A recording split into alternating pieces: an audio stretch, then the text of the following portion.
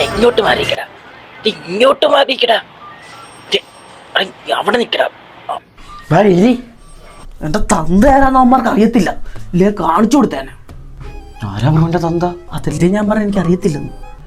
അതെന്താ ബ്രോ അങ്ങനെ അറിയാത്ത? ഞാൻ ഒരു അനാഥന. കാണോ ബ്രോ? നീ എന്തോടെ കാണിക്കുന്നേ?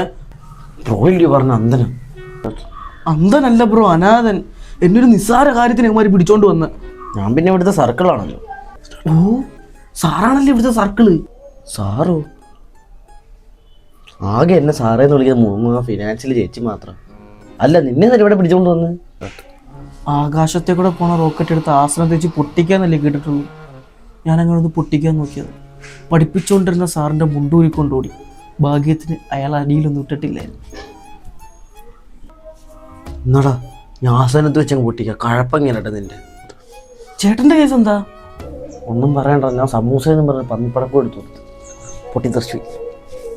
ഇനി ആ സർക്കിളും സ്ക്വയറും എല്ലാം എണ്ണീട്ട് ജീപ്പിൽ കയറി ചെല്ല്. എവിടെ ചേട്ടാ പോന്ന്? ഊണ് കഴിക്കാൻ. ഊണെങ്കി ഇപ്പൊ പോയാ കിട്ടും.